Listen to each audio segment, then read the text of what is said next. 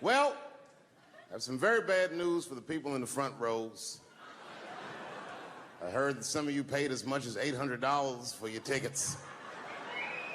Sadly, I did this same show a couple weeks ago in Atlanta for $60 a head. Can you imagine?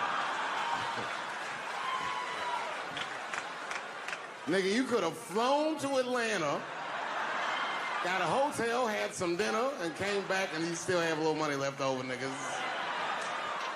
Paid way too much just to see me in this gay-ass neighborhood. All right, let me roll up my sleeves and tell these pussy jokes. Will told me to say there hasn't been this many pussy references in this room since Cats was here.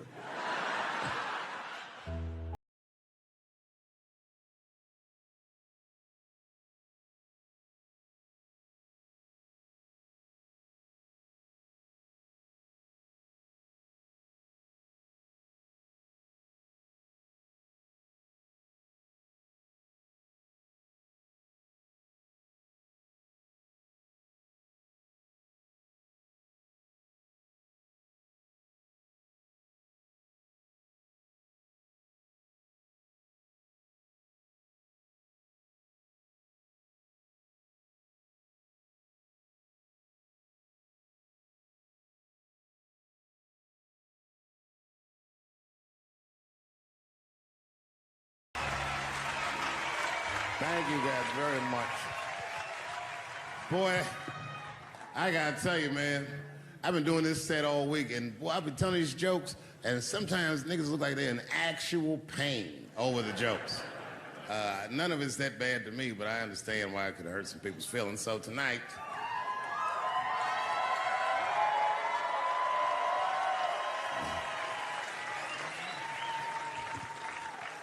I'm gonna give you an opportunity that I rarely give anybody.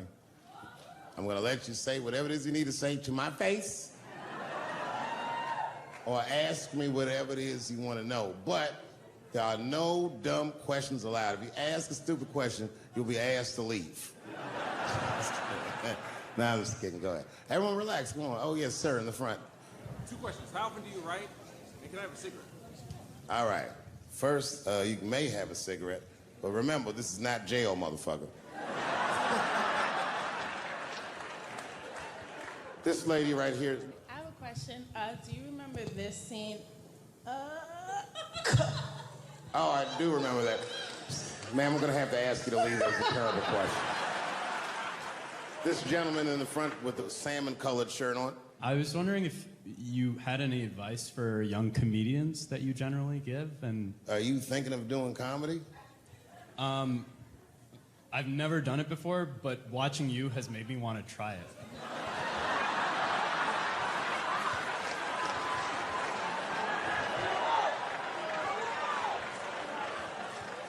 I don't know if that's an insult or not. It's a compliment. It's. I mean, niggas don't say I've never done brain surgery, but it looked a lot easier than I thought. I'm teasing. All right, here'll be my advice. Okay, I don't know how comedians start nowadays, right? But what I would suggest is just start. And once you start, you can't really stop, no matter what happens, no matter how bad it gets, no matter what people say. You know what I mean? Because comedy is weird like that. You know why I hate watching other comedians do comedy? Not because I hate other comedians, but because I love comedy so much. It's like watching somebody else fuck your girl. And I say, fuck her better than that. Yes, you on the aisle up there, the lady with the long... Yes, you standing up. I see you. My favorite book of all time, The Narrative of the Life of Frederick Douglass.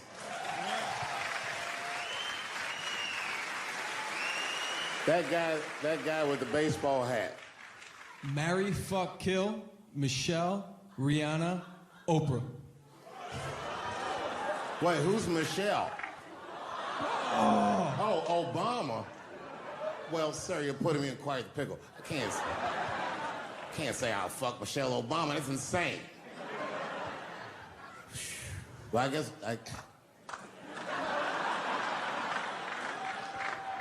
I mean, because I wouldn't kill any of those women. But I'd fuck all three of them.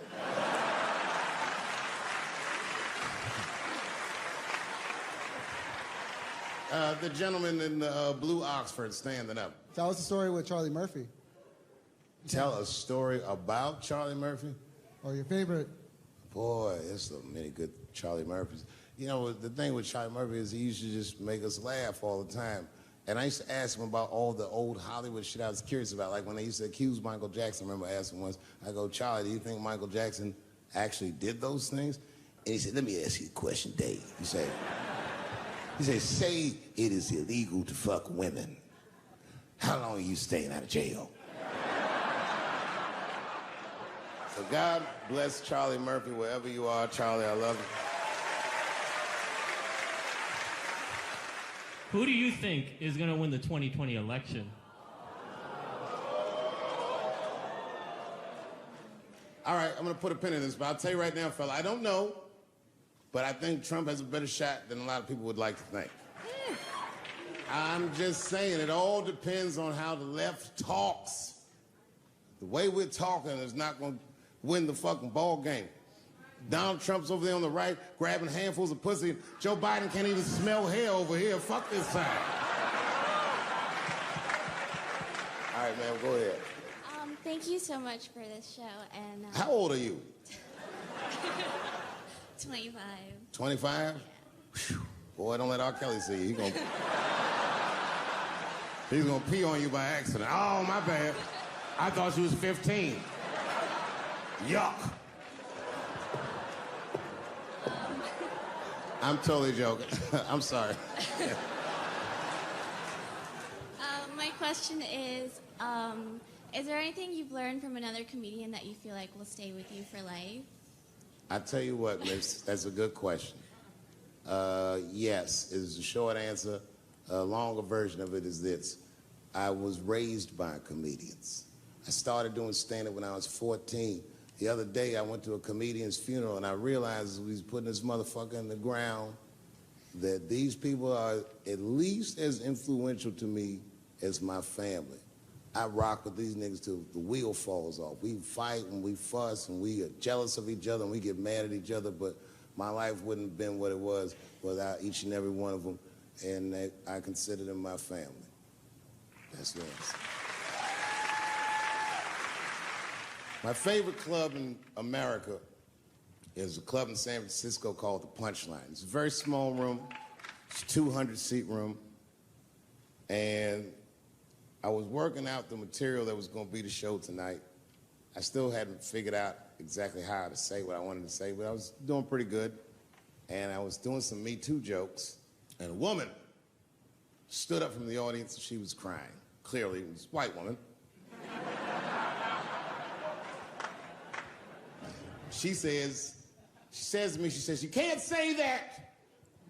It's a 200-seat room, it's a very small room. I'm like, what the fuck are you, like, miss, are you okay? What are you doing? She says, you can't say that. I said, yes, I can, it's my show. I'll say whatever the fuck I want. The crowd's like, ooh, like this. And then she gets up from the table and she starts making a big, like, show, just pushing through the aisles and all this stuff. And there's like a curtain right before the front door. And she gets to the curtain and she's crying. It's fucking crazy. She says, I'm sorry I was raped. It's a fucking comedy club.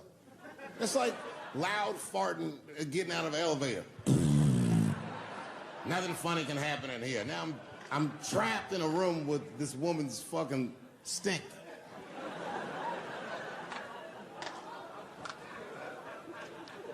And I say, miss, it is not your fault that you were raped,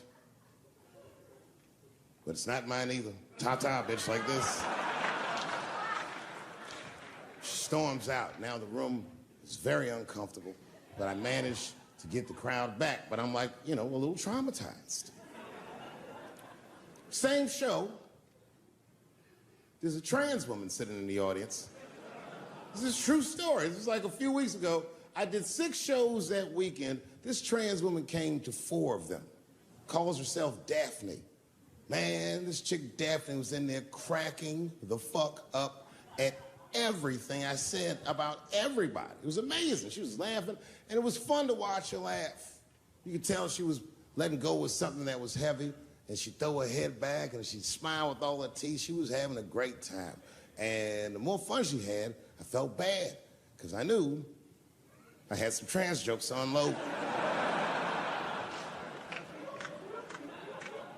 And I thought to myself, maybe I shouldn't say these jokes because I don't want to, like, fuck her evening up. She's having so much fun. But then I thought to myself, well, if I can't say it in front of her, should I say this shit at all? So I let her rip. To my surprise, Daphne laughed harder at the trans jokes than anybody in the room. In fact, everybody in the room would look at her to make sure it was okay. And I got off stage, I was in the dressing room, I was like, man, this is a fucking weird show. I'm sitting in the dressing room by myself just trying to figure out, like, what the fuck just happened out there? Like, why is it that this one woman can't take any of these jokes and Daphne can take all of these jokes? So weird. And then I realized, Daphne used to be a man.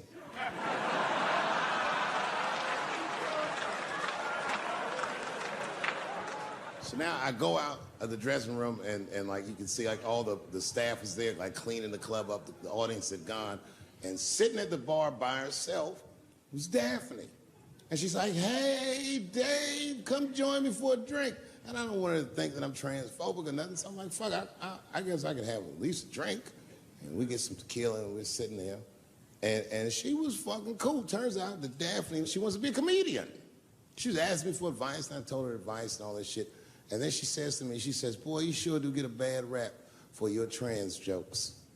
I said, Daphne, thank you, but you don't have to say that. I hope I didn't offend you. She goes, no. She said, in fact, I read about you in the New York Times. I said, you did? She said, yeah. She said, I thought it was interesting that they blamed you for R. Kelly. They said you normalized him for telling jokes about him. I go, yeah, they said that. She goes, I wonder why they never said that you normalized transgenders by telling jokes about us. And I'd never thought about that. It never occurred to me. And we started making out. And then, like, I reached up just to see what it felt like. I was like, what? And it felt like pussy, didn't it? It was just like, go ahead, ask me a question. What the fuck you gonna do if Trump get reelected? What am I gonna do if Trump gets reelected? Probably get a significant tax break.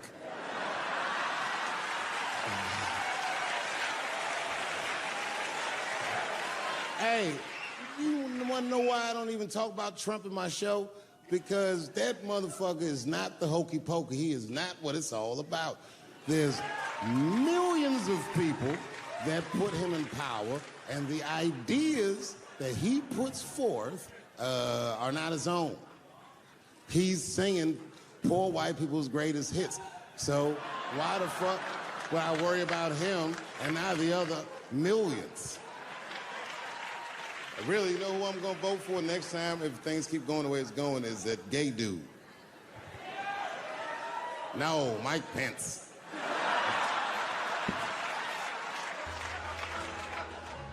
Now, this is the same club, the Punchline. This is 15 years ago, and I had just gotten back from my infamous South Africa trip. And I came to the Punchline just to cheer myself up. It's a safe place where I could tell some jokes. And I find out that this comedian I know, Chris Tucker, who's in all those Rush Hour movies, I find out that Chris is in San Francisco too at some charity event. So I call him, I'm like, yo, I just saw you at some charity event. I said, I'm doing a show at the Punchline. Why don't you come by the club after your event? And he's like, cool, Dave. I thought you was dead, nigga. I'll come by. He says, is it okay if I bring some friends? Because, you know, I'm with a lot of people. I go, man, you Chris Tucker. You can bring whoever the fuck you want. And then I show up to the club late that night, and I walk into the dressing room, and sitting in the dressing room is Gavin Newsom, who at the time was the mayor of San Francisco, but now he's the governor of California. And sitting next to him was Kamala Harris, who at the time was the DA of San Francisco, Now she's the senator from California that's front running on the Democratic ticket. And sitting next to her was Al Gore. It's fucking weird. And sitting next to Al Gore was the guys from Google, Sergey, and I don't know how to say these. All right. And it was Chris Tucker and Ben Jealous, who at the time was the president of the NAACP, who was all just at this big charity dinner, and Paul Mooney was drinking scotch. And we all was just in there. And, you know, first I was a little uncomfortable when we started talking, and we all got along really well. Well, at some point, Kamala Harris she says to me, she goes, you know, a friend of mine is announcing his candidacy for president tomorrow. I went to college with him. I'm like, what? I go, Barack Obama? She goes, you've heard of him? I'm like, yo, I just read about this dude. And she goes, yo, yeah, blah, blah, blah, we talking. She goes, you know what? She says, let's call him on the phone. I said, what the fuck? And she picks the phone up and she dials and she's listening like this. And she goes, this is voicemail. And she gives me the phone, she goes, leave him a message. You know, I didn't know what to say. I just said what you say to any black dude that's running for president. You know, stay low, running a zigzag pattern, this kind of shit.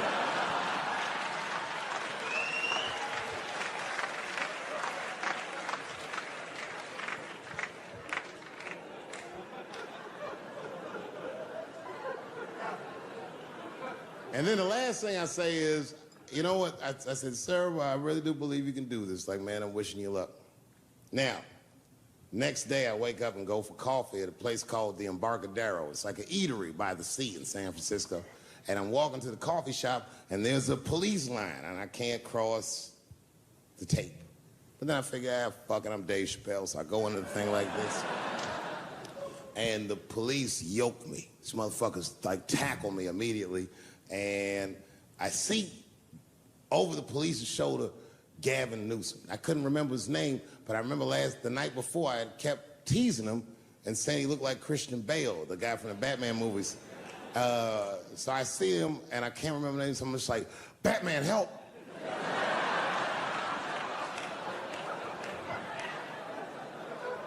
And he stops, he's like, Dave?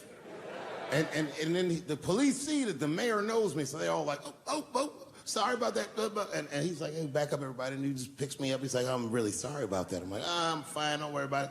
And he's like, listen, I'm here with Prince. Would you like to meet him? I'm like, I know Prince. That's my nigga. And we go around the corner, and it was Prince Charles, the Prince of England. I didn't know the protocol of meeting royalty. You're not supposed to touch him. I dapped him up like a nigga. My nigga. Just hugging him and shit like this, dapping him up, like this. And that nigga was cool too. I was like, that's really fucking weird. And then I was just out there in the upside down, not having no TV show, trying to figure life out. And the election was going on in the background. And this guy, Barack Obama, was picking up steam. This motherfucker was killing it. And I had a chance to go to the last debate on the Democratic ticket, and I went. It's me and Chris Tucker sitting in Myrtle Beach, South Carolina. It's the last three candidates. It was Barack Obama, John Edwards, and Hillary Clinton. Now, Obama's a lot taller than Edwards and Clinton, and he had the center podium. And at one point, they're all on stage, and they start fussing, and Obama goes, look, none of us are perfect, like this. And his hands was like this, and there was light shining behind his head, and the other two candidates was looking up at the nigga, and I was sitting in the audience like, this nigga looks like Jesus.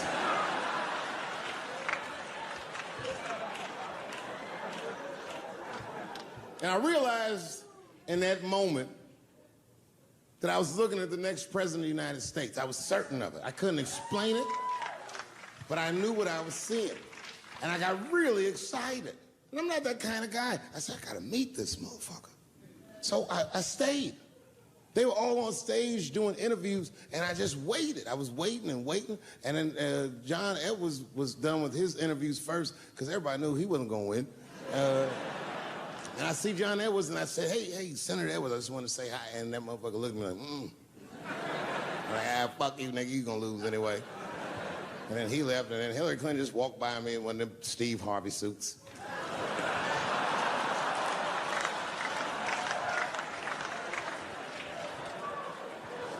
But Obama was taking forever. Everybody wanted to talk to him. When I knew the media saw exactly what I saw, there was no question about it. That was the guy. I waited and I waited, and finally, it must have been over an hour and a half, he finishes his last interview. He's like, well, thank you very much. Good talking to you. And he turns around, and we make eye contact. He sees me, and when he sees me, he looks over, he goes, Dave Chappelle. And Obama did me the same way I did Prince Charles. He tapped me up, and he like bro hugged me, and he pulled me in, and I'll never forget this. He said in my ear, I got your message. Thank you very much, New York City.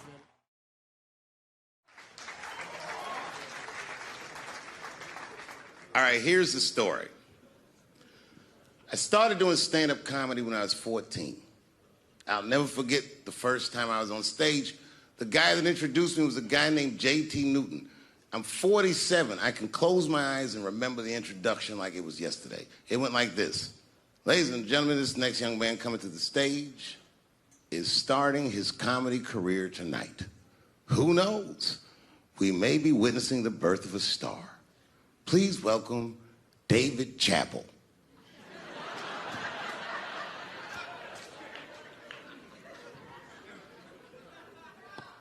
From the first time that I ever held a microphone, I was sure this was it.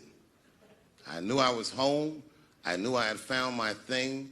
And my God, man, I was a child. I got good. Matter of fact, I was good from the moment I started. And I'm not saying this to be a braggart. I'm telling you the truth. These old niggas was in awe of me. How was this little boy so poised? They used to say. I was. I mean, you know, I got better, but it started out good. About a year into it, when I was 15 years old, I had written a joke during the AIDS epidemic about having a Goodyear condom. Something, I don't even remember the joke. Something about an industrial strength condom by Goodyear. I just remember all the comedians really liked that joke. And there was an older comedian. And he came to me one night after the show, after he saw the joke, and he said, listen, I got an audition at another comedy club, and I was wondering, do you mind if I do that joke? I just want to borrow it. Now, I'm a kid. I don't know any better. I'm like, borrow it? Well, I guess, sure, if it'll help your career. I let him do the joke. And then weeks later, I was waiting to go on in a comedy club, and he went on before me, and he did the joke. And after the show, I pulled him aside, and I said, hey, man, I don't mind you borrowing my jokes, but you got to give them back. He said, oh, I forgot to ask you. He goes, let me buy that joke from you for $50. And I said, man, I'd do it, but I'm just starting out. I need all the material I can get. The idea being that the more material I can accumulate, the faster I'll be able to make money for my work. I said, I can't do it. I want my joke back. I'll never forget this. Remember, I was a 15-year-old child. This guy was a grown-ass man. He stood up over me so I could see how big he was. And he said to me, really? I can just take it. And he did. I got scared because I was a child. But I never forgot that. I never forgot that. I was 15 years old. I'm 47 now. I think about this guy all the time. When I look at my own kids and I see how young and innocent they are, I can't believe someone did that to me. And I don't think about it every day because that was the worst thing that happened to me. I think about it every day because that was the first time that someone ever did that to me. But in my career, it has happened many, many times since where someone would intimidate me or scare me and take something that I believe was mine. I'll tell you another story. Now I'm 18 years old. I'm living in New York City, and I just finished my first road tour, which was a very difficult tour. I'll spare you the details. Now I'm back in New York, but my rent is paid, thank God. And I have $60 to my name, and a woman that I had met in Pittsburgh, a bad Dominican bitch,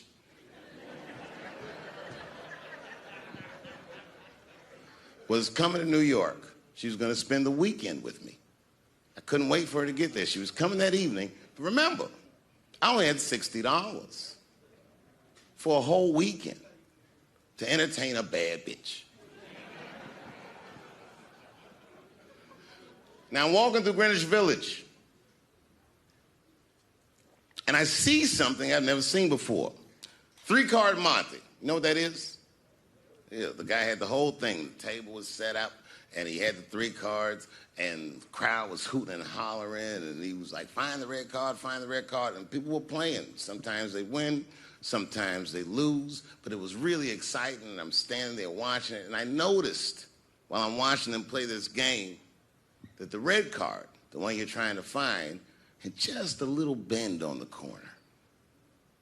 And I'm watching it, and I'm like, yo, this guy doesn't seem to know that red card is bent. I'm gonna beat this motherfucker. And I walked up to the table and I said, let me play a hand. And I put my last $60 on that table, and he starts to shuffle and find the red card, find the red card. And I kept watching that bent card go around the table, make sure I kept my eyes on that bent card. And when he stopped shuffling and he said, find the red card, I pointed to it with confidence. Here it is right here. And he flipped it over, and it was black. And he took my money.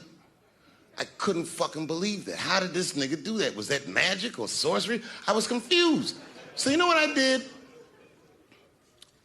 I sat there and I watched him for a real long time play the game.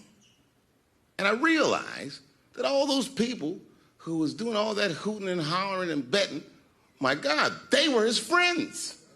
They were in on the whole thing. I felt so wronged. I felt so stupid.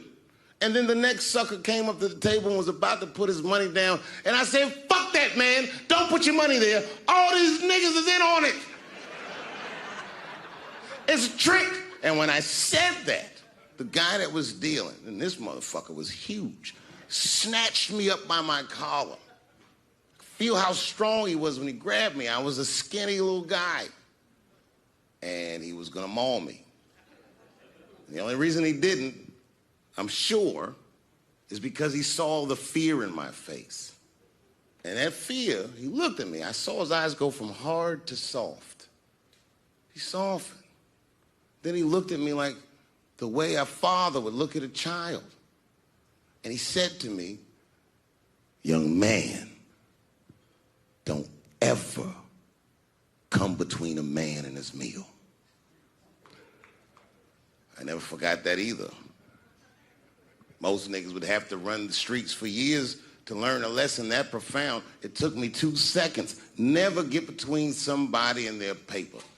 Taking a man's livelihood away from him is akin to killing him. Do you know why Prince, the famous rock star that was a friend of mine, do you know why he called himself the artist when he came back? He calls himself the artist because that's what they call us in our contracts. Oh, these contracts are crazy. You should hear the terminology they say in these contracts. To use your name and likeness in perpetuity throughout the universe. Who the fuck could possibly know what that means? Nobody does. It's so complicated, in fact, that when you're a kid like me, you have to hire somebody to tell you what that means. And you sit down at a table and you do the contract game. And that's how I got with Comedy Central. I signed the contract. But I signed the contract the way that a 28-year-old expectant father that was broke signs a contract. I was desperate. I needed a way out, and it wasn't good money, and it wasn't good circumstances, but what else am I gonna do, I said. And all these white people sitting at that table told me, trust us, Dave, it's a good contract. And I looked around the table, and they all seemed to agree it was a good contract. But what if it was like that game of three-card Monte? What if they were all friends and I didn't know it? And the bag of money was Iceberg's money in the first place. What was I talking about? What was I trying to tell you? Last week, 2 weeks ago, whenever it was, I call Lauren Michaels and I tell him, okay, I'll do it. I'll do Saturday Night Live on election night. And the day I made that phone call, the day I committed to it, it gets announced that Netflix is streaming Chappelle's show. Not just Netflix, HBO Max is streaming it too. Let me tell you another story about HBO. No, hear me out. Did you know, before Chappelle's show was at Comedy Central, I pitched that show to HBO. I told them what I wanted to do. Now, these are executives. All they have to do is say, yeah, we'll take it, or no, thank you, we won't. But they didn't say either of those things. They went too far. They said, literally, what do we need you for? That's what they told me, as they kicked me out of the office. What do we need you for? And here we are, all these years later, and they're streaming the very show that I was pitching to them. So I'm asking them, what do you need me for?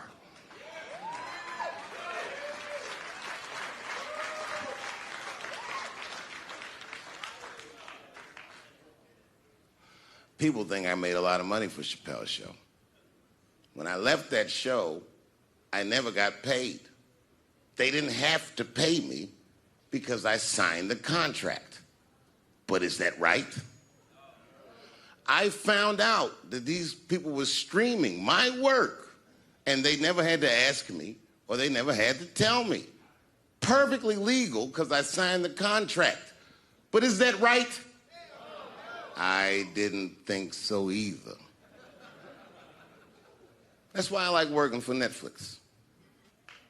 I like working for Netflix because when all those bad things happened to me, that company didn't even exist.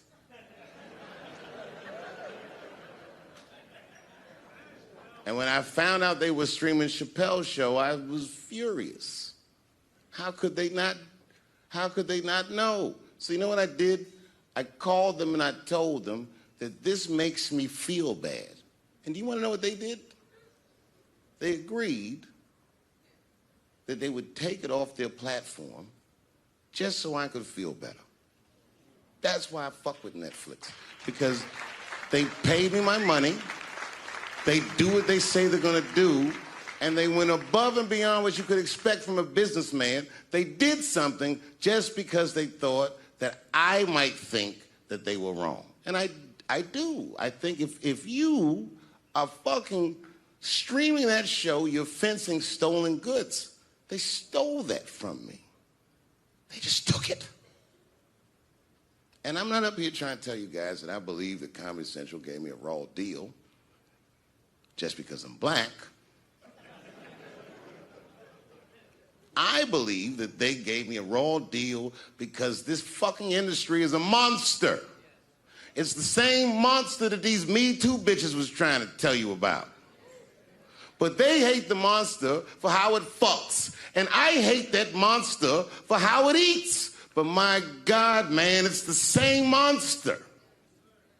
When I quit the show, all my friends would say, well, fuck them, Dave. Why don't you just do Chappelle's show at another network? Yeah. And why doesn't a slave run from one plantation to another plantation? Because the master over there might be nicer. My God, man, I was trapped. You know what, tell you the truth? Tell you the truth. I've even thought about coming back and doing another Chappelle show. Well, but if I do, I can't call it Chappelle Show because my name and likeness is being used by them in perpetuity throughout the universe. It's in the contract.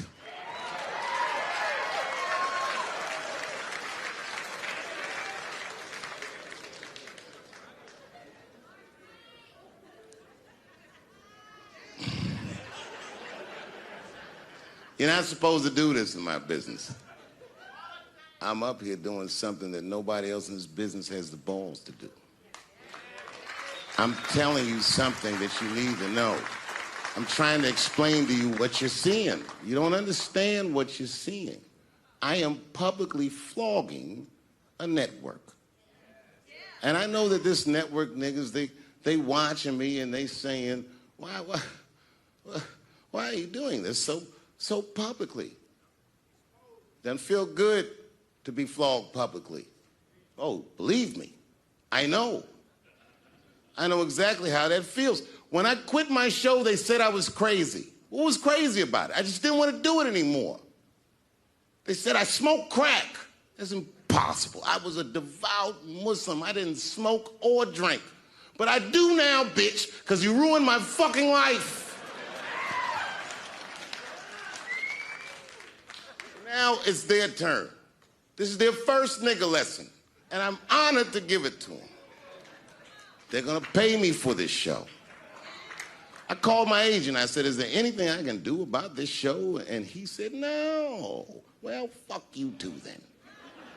If you want something done right, I guess you gotta do it yourself. So I'm not going to the agents. I'm coming to my real boss. I'm coming to you. I'm begging you. If you ever liked me, if you ever think there was anything worthwhile about me, I'm begging you, please don't watch that show.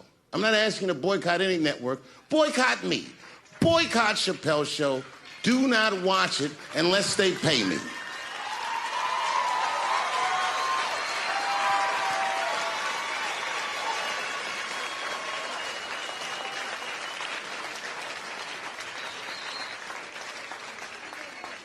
If you're a shareholder at Viacom, then I'm talking to you. Because all that shit that they do to us, well, they do everything for their shareholders. That's what they told me. So if you're a shareholder in that company, tell them it's wrong. And if you don't believe that it's wrong, then fuck you too. You should know what's in the hot dogs you eat.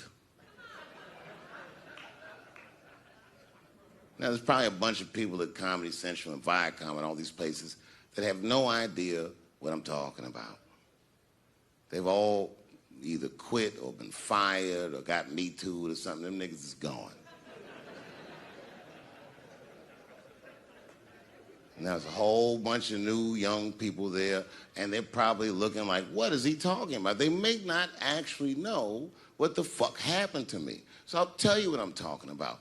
Go downstairs to your accounting department, open the books, see what that show made, and look at what you paid me. That's exactly what I'm talking about. You're going to pay me. I am inviting you to come with me and work with me, and let's fight against that terrible, terrible feeling that you made me feel together. We can fight together and work this thing with Chappelle Show out. Or I can just take it. Thank you.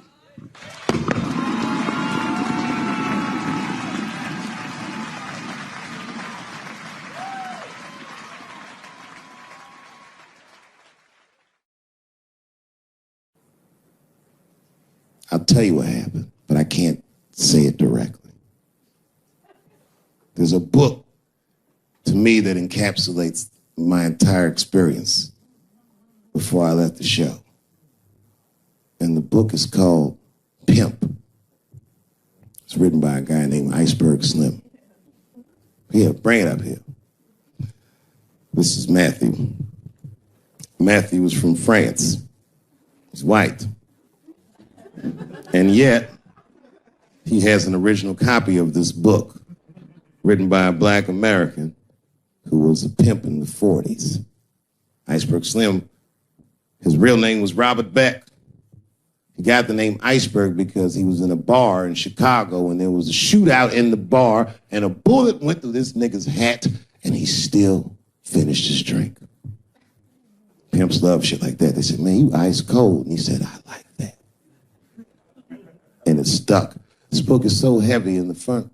It has a glossary of pimp terms because the ideas are so foreign to the American ears. For instance, do you know what the phrase mileage on a hoe means?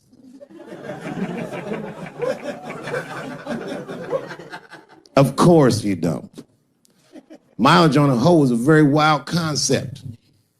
It means that pimps understand there's a finite amount of bad shit a person can do before they'll lose their fucking mind. And a good pimp can look at a woman that he's never seen before and call it, she's good for 500 fucks.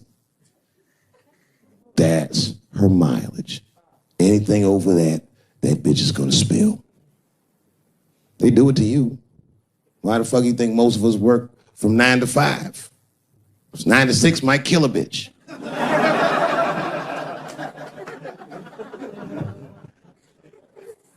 Iceberg Slim was the one that broke down what a bottom bitch was. Does anyone know what a bottom bitch is? Anyone? What's a bottom bitch, sir? It's your prostitute that's the best out of all of them, that brings in the most money. That's right. That's exactly right. Are you black? That's right. A bottom bitch is a pimp's number one hoe. She's even a bitch that helps him keep the other bitches in line. I will repeat.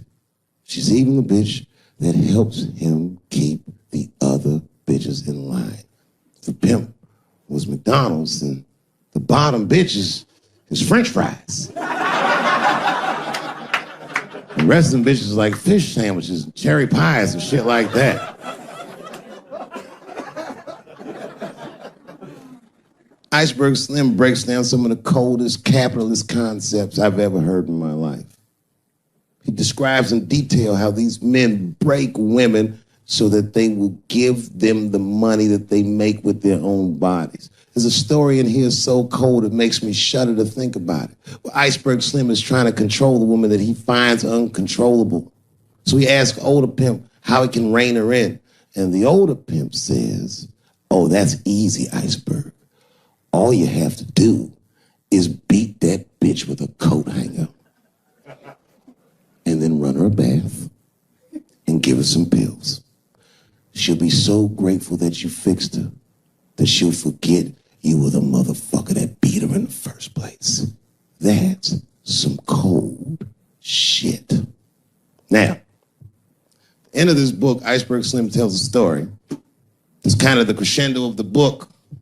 And in the story, Iceberg Slim's bottom bitch is at the end of a mileage. If she was good for 500 fucks, she was at 498. She was bubbling. You could see it. She was going crazy. She started saying all kinds of shit. Oh, I always wanted to be in the circus. Circus, this bitch is loose. I can juggle too, you know. Juggle. He had to let her go. It's hard to let her go. A bottom bitch go. And he wasn't ready to let her go because his organization couldn't handle losing her. But she didn't know that. She didn't know how important she was. So what he did was he called her to a diner. He said, look, bitch, you and I gotta part ways. She said, fine, motherfucker. I don't need you anyway because I know somebody at Ringling Brothers. She's like, all right, bitch, whatever. I got one last trick for you. It's a big money trick. You do this for me, you get paid, I get paid, and we go our separate ways. She said, fine, motherfucker, what do you want me to do? He said, okay, there's a guy in that hotel across the street. He's waiting for you in room number 7. I want you to go over there and I want you to fuck him. But before you do, I need you to put some of this stuff in his drink. And then he's gonna fall asleep. When he does, there's a briefcase on his bed. Bring the briefcase to me. That's the trick, bitch. Can you handle it? She said, fuck yeah, I can handle it. And I can't wait to get rid of you. She ran outside, jumped on a unicycle, and pedaled across the street. And Iceberg watched her. He was like, man, she's pretty good. Man, if I never jerked off in her face, maybe she would have been in the circus right now.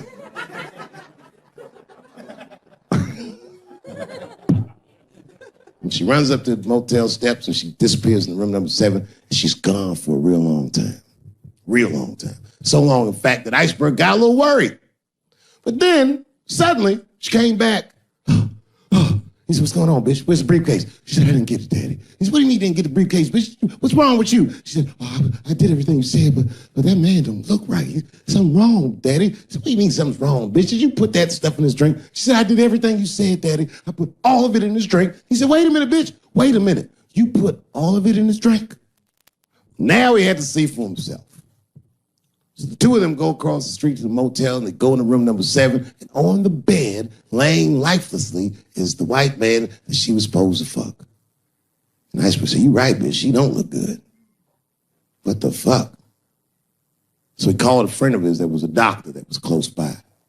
And the doctor came in, gave the guy a thorough examination and told them both what was obvious. Slim, this motherfucker is dead. Oh, God, Daddy. Oh, no. Oh, no, we killed him. He said, calm down, bitch. We didn't do anything. You killed this motherfucker. And then he reached under the bed and he grabbed the briefcase. He popped it open. It was filled with money. More money than any of them had ever seen. And Iceberg took a little bit of the money and gave it to the doctor, and the doctor left discreetly. All right, bitch, let me think. I can fix this for you. I know somebody I can call. But if I call him, I'm gonna owe these motherfuckers a big favor. Oh, God, Daddy, please. I don't want to go to jail. Neither do I, bitch, so will you shut up? She picked up the phone. She heard him mumbling in the phone a little bit. He hung up the phone, and she was pacing the room, and he was just standing there cool, and they were waiting, and then suddenly, a van pulled up downstairs. 2 guys get out with carpet. They walk upstairs. They roll that carpet out on the floor. They throw the body in the carpet. They roll that motherfucker up like a burrito. They pick that shit up, and they throw it in the back of the van. They come back up, and Iceberg opens the briefcase again and gives them a little money. He says, I'll get in touch with you guys later. They say, you're not going to get in touch with us at all. We'll find you. He said, whatever, nigga. And they bounced. Oh, God, Daddy, oh, God. He says, relax, bitch. Listen, we getting the fuck out of here. You go downstairs, you get the car. We gotta leave separately. She went, she got the car. Iceberg grabbed that briefcase, waited a few minutes, looked out the window, and then he went down with her. They both got in the car, and they drove off. She was a blubbering mess. Oh, you did all this shit. He said, I told you, bitch, we didn't do anything. You killed a motherfucker, and I cleaned him up. And now we got us a secret, okay? I know I'm not gonna tell, bitch. It's you? She said, oh, no, I ain't gonna tell. He said, all right, baby, cool. I'm gonna need you to stay with me for a while till this shit cools down. She goes, okay. That's the game. That's how the whole shit works, ladies. You understand? This bitch was at the end of her mileage. She was at 498. She ended up tricking for Iceberg for another 6 months. She must have turned another 200 tricks for him. Do you understand? Some cold shit. And the cold shit about it is that the dead guy on the bed wasn't even dead at all. This motherfucker was just a friend of Iceberg's acting like he's asleep. The doctor wasn't a doctor. It was a motherfucking butcher that happened to have a white coat. And the dudes who came in the moving van clothes was dressed like movers because they were movers. Iceberg had gotten a new apartment. And the bag of money was Iceberg's money in the first place. The money he got from all those women. That's a cold game. That's the motherfucking capitalist manifesto. And that's why I went to South Africa. So now we got us a little secret, bitch.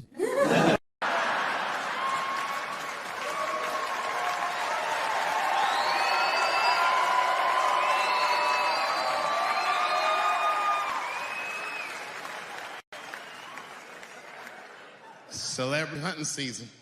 Doesn't matter what I say, they're gonna get everybody eventually. Like, look, I don't think I did anything wrong, but we'll see.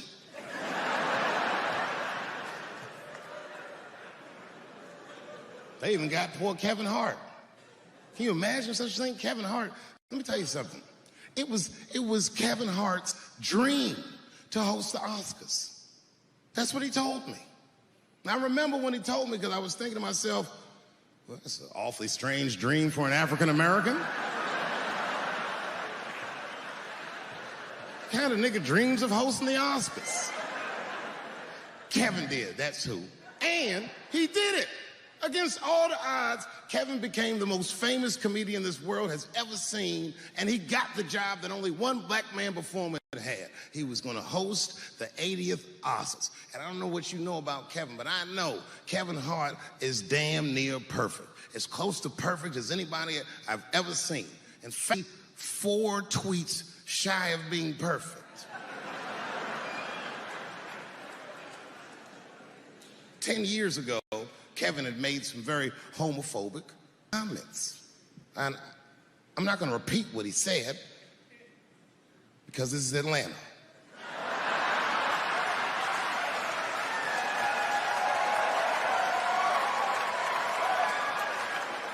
You know what I mean. I'm sure there's a lot of gay men here tonight with their wives.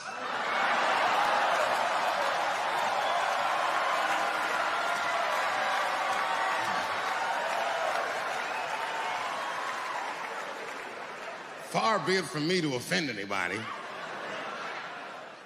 All right, I'll tell you what he said. But just remember, these are not my words. These were Kevin's words. And it was a long time ago. And I'm paraphrasing because I'm not good at telling other people's jokes. Okay, Kevin said that if his little son was demonstrating or exhibiting homosexual behavior around the house, that he'd chastise him. He'd say, hey, that's gay. And then he said he would smash a dollhouse. Ooh, the gay community was furious. And I don't blame them. I got a lot of gay friends. And all of them, 100% of them, all have told me fucking horror stories about the shit they had to go through just to be themselves. Crazy, crazy stories. And in all those stories, I gotta say, not one of them has ever mentioned anything like their father smashing a fucking dollhouse over their head. Because clearly Kevin was joking. Think about it. You would have to buy this nigga a dollhouse to break it over his head in the first place. Does that sound right? Is anybody gonna do that? The gay community was upset, and then they put so much pressure on the Academy of Motion Pictures and Sciences that they went to Kevin and said, if you don't apologize to that community, then you cannot host these Oscars. And then Kevin said, fuck it, I quit.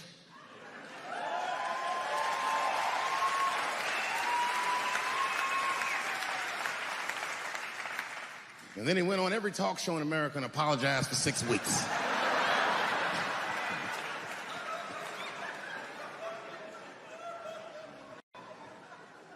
Kevin fucked up because I've made the same mistake early in my career. This is many years ago, 15 years ago. It's when I was doing Chappelle Show. There's a, thank you.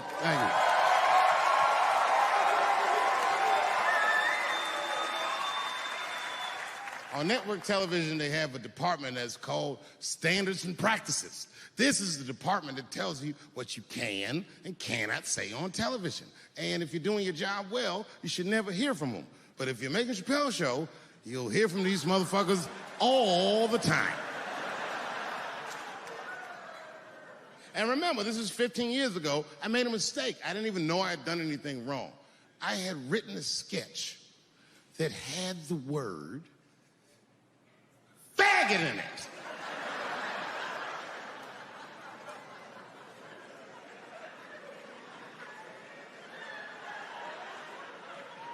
So I had to go to Standards and Practices. They call me up. I don't know why they're calling me, but I like the lady that runs the department. She's usually really fair and was one of my favorite people I've ever worked with. So she sits me down. We have a nice conversation. She tells me, oh, the sketches are great. I go, oh, fantastic. Well, then why am I here? She said, because David, there's no way that you can ever say the word faggot. Oh, I didn't know I did anything wrong. I didn't try to defend myself. I said, all right, fuck it, I'll take it out. Have a good afternoon. And as I was leaving, it occurred to me, hey, Renee, quick question. It's just a question. Seriously, I want to know, like, why is it that I can say the word nigger with impunity?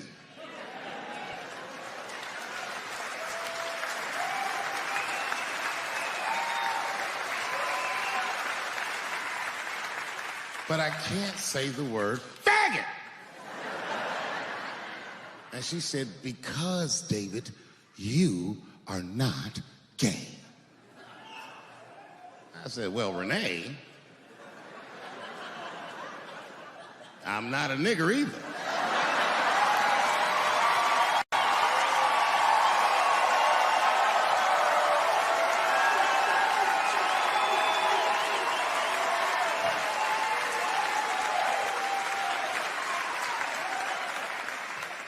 But you see, what I didn't realize at the time and what Kevin had to learn the hard way is we were breaking an unwritten and unspoken rule of show business. And if I say it, you'll know that I'm telling you the truth. The rule is that no matter what you do in your artistic expression, allowed to upset the alphabet people. You know who I mean. Those people that took 20% of the alphabet for themselves. I'd say the letters, but I don't want to conjure their anger. It's too late now. I'm talking about them L's and them B's and them G's and the T's. People be surprised. I have friends, all kinds of letters. Everybody loves me, and I love everybody. I got friends who are L's, I got friends who are B's, and I got friends who are G's. But the T's hate my fucking guts.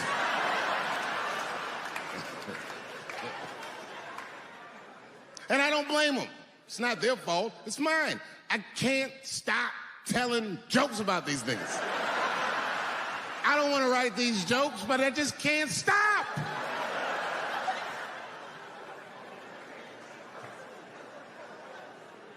You know, you hear all those letters together all the time, LBGT, LBGT, and you think it's just one big movement. It's not. All those letters are their own together. And my guess is,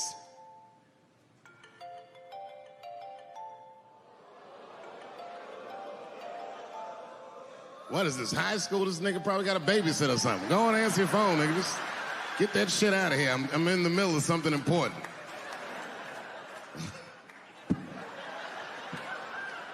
Wouldn't it be funny if we made fun of him? He was like, and he went outside like, hello? Mama's dead. Oh, no!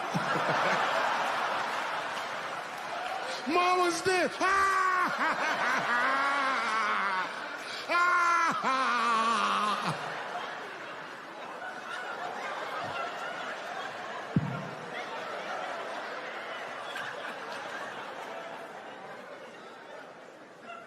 That was a weird time phone call, wasn't it? It's like his phone is gay.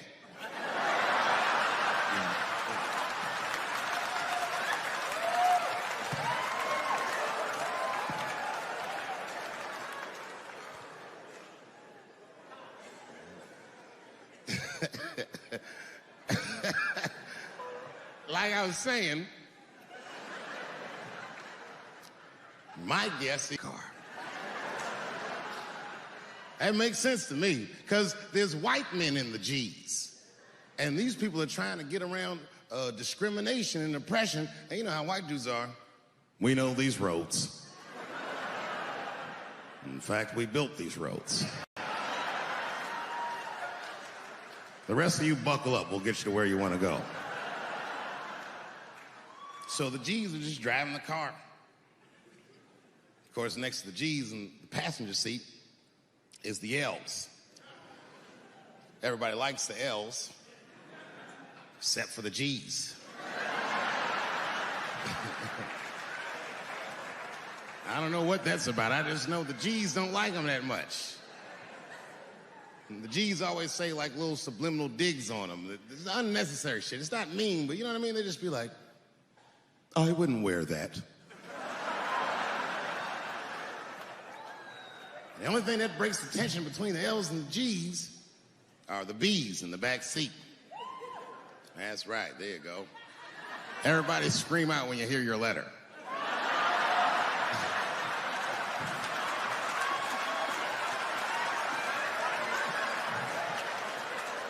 If it's one thing that the L's and the G's agree on, is that the B's are fucking gross. They seem greedy to the L's and the G's, you know what I mean? They're just sitting in the back seat like, yeah, man, I'll fuck anybody in this car. What's going on, man?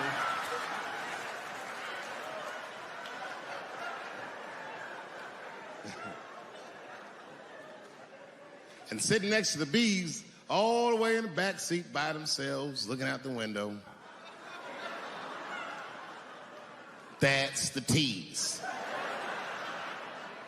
Everybody in the car respects the T's, but everyone also resents the T's. It's not the T's' fault, but everyone in the car just feels like the T's are making the trip take longer.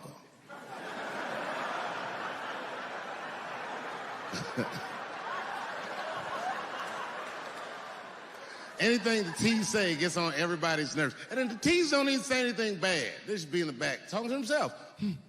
I'm hot. Shut up. Shut the fuck up, okay? Just roll the window down, you bitch. I don't know what you... What? Can you pull over at the next exit? I need to use the restroom. There is not a restroom for you for 4 states, nigga. Will you just shut the fuck up so we can get where we're going?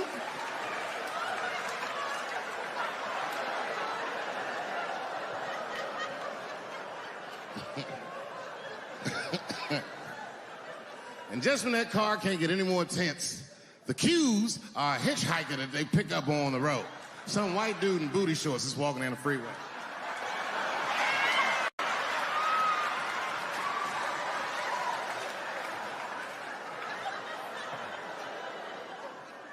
G's see him. That guy might be one of us.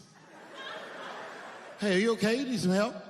And he come over there with them booty shorts leaning on the window. Hey, what's going on, fellas? Lady. Whatever pronoun makes you feel comfortable in the back.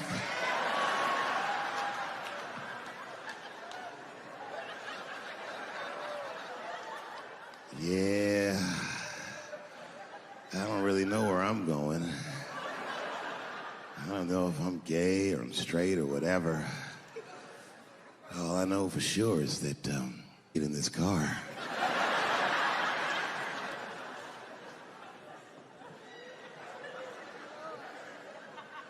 And they make him get in and sit in between the B's and the T's. I feel bad for T's, but they're so confusing. And it's not all my fault. I feel like they need to take some responsibility for my jokes. Because I didn't come up with this idea on my own. This idea that a person can be born in the wrong body. But they have to admit, that's a fucking hilarious predicament. It's really fucking funny. If it happened to me, you'd laugh, wouldn't you? That wouldn't be funny if it happened to me? I think it would be. What if it did? What if I was Chinese, but born in this nigga body? That's not funny. And for the rest of my life, I had to go around making that face. Hey, everybody, I'm Chinese. And everyone get mad. Stop making that face. That's offensive. What? This is how I feel inside.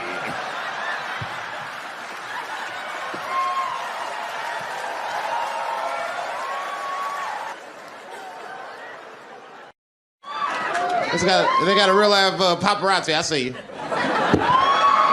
What do you think I am? What do you think is a game? Watching out for the media. I'm like Bigfoot, nigga. When people see me, they freak the fuck out. Oh, shit. Even other celebrities get surprised to see me. Oh, shit. Hey, thanks.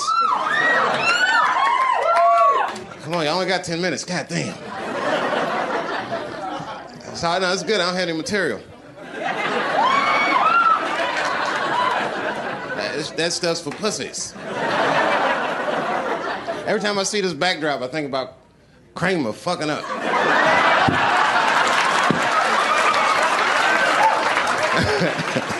That's why I don't want to see no camera phones on my ass tonight. Because I'm telling you right now, I'm not wrapped too tight. Like, they putting a lot of that corporate pressure on me. So this might be the night that I snap, and you guys be lucky. It's like having tickets to see Siegfried and Roy the night that tiger bit that motherfucker's stomach. He's like, I was there when that Chappelle freaked. I was there. Because that's why we really go to the Tiger show, right? You don't go to see somebody be safe with tigers. You go thinking in the back of your mind, like, this nigga might get bit. I'd like to see that in person for $35 if I could. Never seen somebody get bit by a tiger before. Only $35. That's fucking hilarious. I'll tell you the truth. When I seen Kramer's tape, I learned about myself. You know what I learned? I think I'm only like 20% black and 80% comedian. You know what I mean? And black dudes can relate. You know what I mean, bro? Like, when you saw that shit, he was furious, right? Black dude, he was like, Kramer, you motherfucker. Like, I was hurt. And the comedian in me was just like, whew, niggas having a bad set. Hang in there, Kramer. Don't let him break you, Kramer.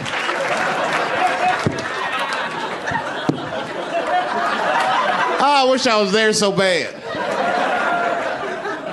Because, you know, in the back of his mind, he was thinking, I'll get him the next show. There won't be a next show, Kramer. Phew. You know what I hate ever since I walked away from that show? Is that people keep trying to give me advice. Because I guess I've been, like, depressed. You know, you be depressed and people be, like, trying to cheer you up. And then I'm in show business. That's what made me so mad about it. So they'd be saying stupid, hey, Dave, look, I know that was a rough experience, and I can only imagine what you've been through, but, you just got to hang in there, and what you got to do is you just got to keep your chin up. Just keep your chin up, Dave. Word. That's what I was doing. That's what I was doing wrong. Was my chin was too low. Shut the fuck up. It had nothing to do with my chin, nigga.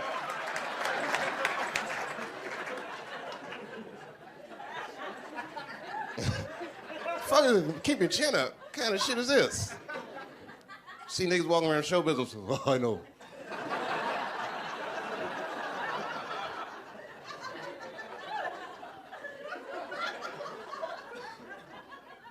So, this girl I knew sent me a book called The Secret. She was like, listen, David, this is gonna help you. It's called The Secret. I thought this, And I started reading the book, and I read like 5 pages of shit and threw it in the trash. I was fucking... I can't believe they sell this shit. Do you know what this bitch says the secret of life is? She said it was positive imagery. You gotta visualize the things you're gonna have happen in your life. Like, bitch, that's the secret of life to you? Then kill yourself.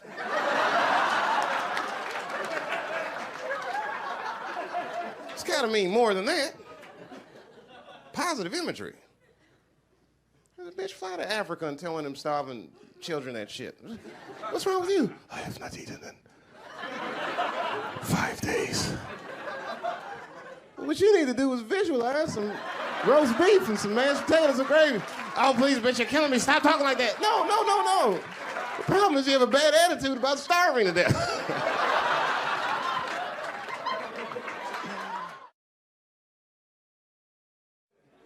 I'm one of those people that's so smart that I'm uncomfortable in this world.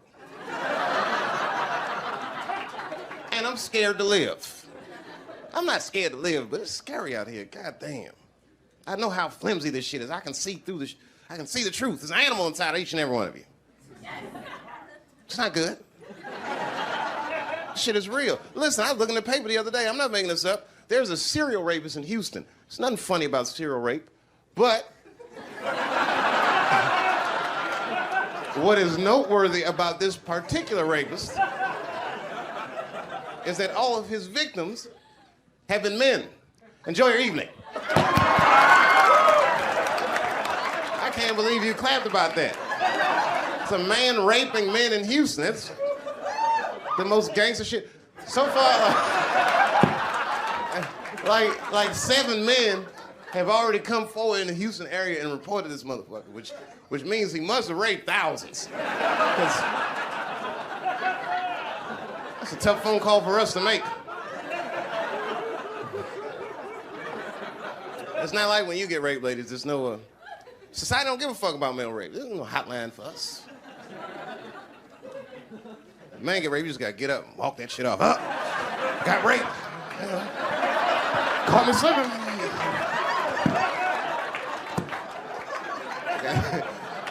You gotta take that shit to the grave.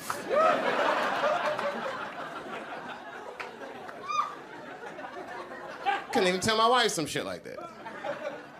Come home, all disheveled and shit. Hey, where have you been? It's 3 o'clock in the morning. Out fucking another woman. Just go back to sleep, okay?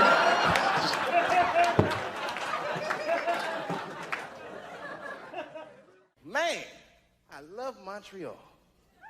I do, man. Yeah, man, I was hanging out in the black community today.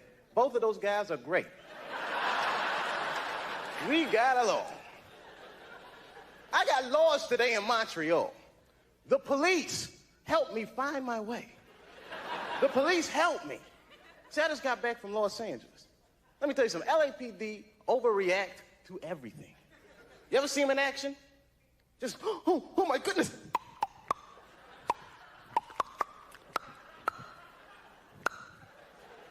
Stop jaywalking.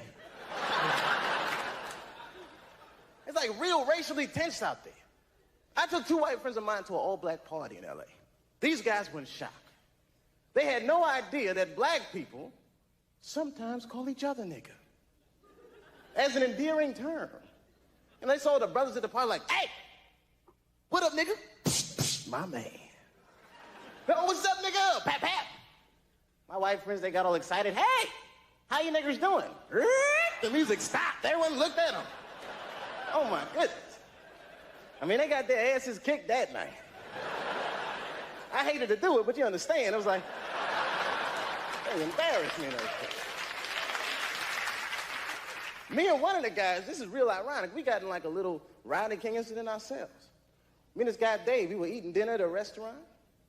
Dave got in an argument over the check with the waiter. Next thing we know, the owner, the manager, all the employees get together and just beat the shit out of him. Kapow! He sued him for $500,000 and won the case because the whole incident was recorded on videotape. Sounds amazing, right? That's why me and my buddy Dave always carry a camcorder with us. Because you never know when a Kodak moment might pop up, you know. We'll be hanging out and be like, all right, Dave, go ahead, I got you. You ready, man? Go ahead, do it. All right, just be ready. Hey! Officer! Kiss my ass. What? Uh-oh. Roll them.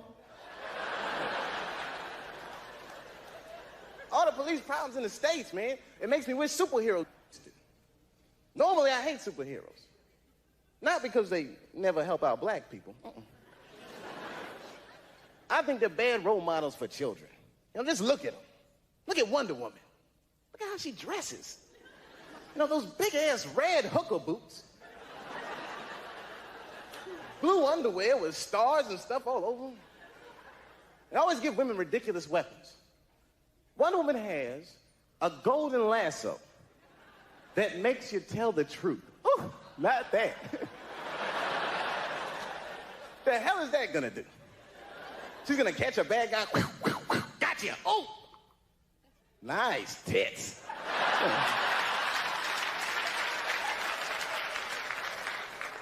Superheroes never fight crime in black neighborhoods. No, I would love to see Batman in a black neighborhood. I can see him there. He just, Robin. Yes, Batman. Didn't we park the car right here, man?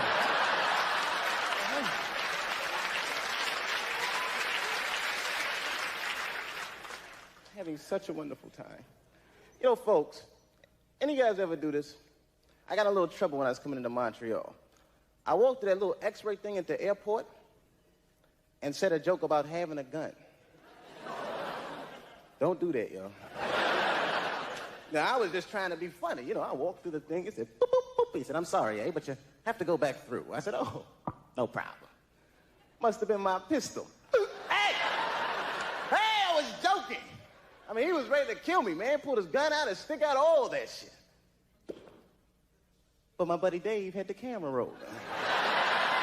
Peace, everybody. I'm out of here. It feels good doing stand-up again. I took a year off from stand-up. Not that I don't like stand-up as much as I just don't like microphones. I'm sick of talking to them. I mean, I used to work at Burger King for 6 years. I didn't work the mic, I worked the grill. A guy named Steve used to work the mic, and I thought he was just a pain in my ass. He used to, every time someone orders something, hi, how are you? Could I have a Whopper with cheese? Sure. A Whopper with cheese? You son of a bitch, I'm right behind you. Just turn around and ask me for a Whopper. You know, Canada's nice. This is kind of like a kinder and gentler America, in a way. Even like the police are nicer. I'm not going to say they're nice, I don't know. But they just smile at least, you know. I've been to jail before, twice, not as a prisoner. One time was from childhood. I was suspended from school 23 times during February. I wasn't bad, though. I was just mischievous. I got hold of all my teachers' home phone numbers. At the time, I thought it was funny. I was calling in death threats. I know that's bad, man. You know, my English teacher, Mr. Johnson, I called him up. He was all nice on the phone. Hello? Johnson residence. Is this Mr. Johnson? Yes, it is. And who might this be? You're a dead man, Johnson. Who is this? Shut up, punk! You're gonna die. Unless you change Dave Chappelle's grades.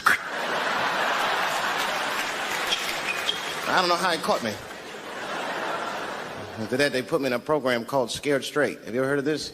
This is where they put bad kids like me in prison. And the prisoners yell at us, they tell us scary stories.